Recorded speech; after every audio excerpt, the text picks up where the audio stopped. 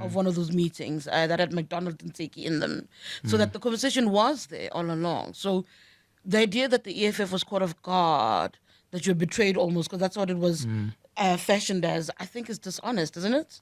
I don't think so. So those meetings, when they occurred, the idea was that we must all coalesce into one political party that will lead this progressive front. And the EFF rejected that. And one of the people who were at the forefront of rejecting that notion was Floyd Shivambu. So that's what makes it feel like a sense of betrayal, because he was at the forefront of saying, no, we can't collapse the economic freedom fighters to coalesce around one political party led by Jacob Zuma. So to shift from that immediately after elections, when you are the one who was lobbying against doing something of that nature, feels like a betrayal to us. And the meetings were around, let's talk after elections as to how we're going to structure a progressive sort of caucus or progressive movement or work together.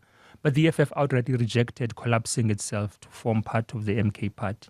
So the perception from the EFF side and characterization of a betrayal or a sleeper agent character, I think is fair, considering that the negotiations prior elections were that we won't collapse the EFF to form part of a political party led by Jacob Zuma, but we can consider working together post-elections, which we did in the form of the Progressive Caucus. Caucus, yes. Which we did try to do. And then in the midst of all of that, Floyd Shivambu is orchestrating the fact that let's ensure that we support the MK party to be the official opposition.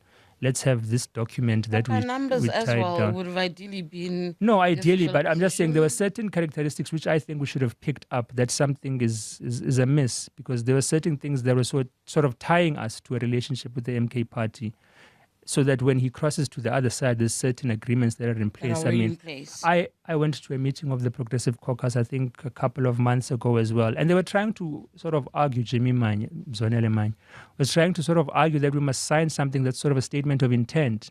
And you could see that we're trying to be bound to something, because when we were having the interactions... Nothing is not working for the ANC and the DA. Why would you do that to yourself? They were trying to make an argument that, no, remember when Shivambu left the EFF, there was a lot of online back and forth between a lot of us. And yes, oh my God, you were part of the problem. Yeah.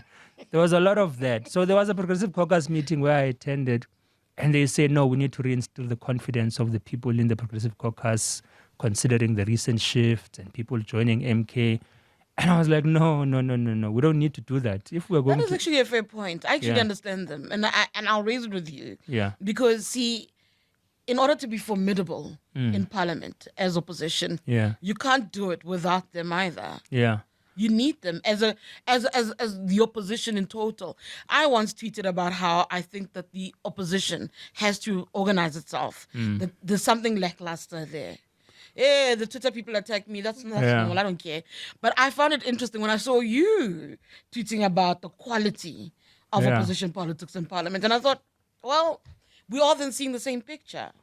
And so when you speak about these differences now, and then at the same time, you simultaneously shun attempts to work together, how do you then do the overall job? Sikle is correct in characterizing you as the VAT police.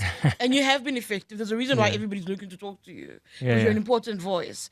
But in order to become a stronger voice, right?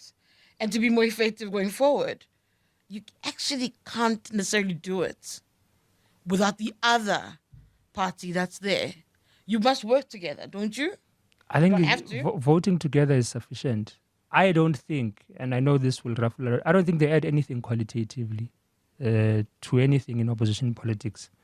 And when we meet with them, and a lot of the Progressive Caucus meetings are now really about how we're going to vote and what is the logic of voting in that way. Because initially, in the earlier Progressive Caucus meetings I would attend, you could see that they don't have a program of action. They don't have a rationale for the opposition work that they do. And then it was almost like they're piggybacking on what the EFF has laid out it's going to do in Parliament legislatively. Now we do need support. I can concede. We can't do anything alone there. But I don't think they bring anything qualitatively to opposition politics in Parliament. So I think it's sufficient that we work together on the basis of voting together as a voting bloc with regards to rejecting what we might perceive as a regressive legislation being presented in Parliament, like the budget and the VAT increase. It's important for us to coalesce around those certain issue-by-issue positions, and we're strong enough to do that, and we're strong enough and mature enough to overcome our differences when it comes to that in Parliament. But other than that, I do not think they bring any value to opposition politics. And I've been saying it consistently, and it's just coming to fruition now. I mean, I wrote about a 7-hour meeting where they sat there in the Appropriations Committee where we were deliberating about the Division of Revenue Bill. And I'm with our senior researcher, Dr. Gumani, there, and we're contemplating how will this vote go, and will our amendments get support necessary? Then he's like, no, but the MK is here. I get a shock. This is like 5 hours in that they're sitting behind us. They haven't spoken this entire time. So you can see that there's a major challenge. And part of the challenge is, and when that was happening, it was when Floyd went to visit Bushiri. You can see that their internal ruptions disrupt their competency. Like they can't do anything because they're in turmoil internally.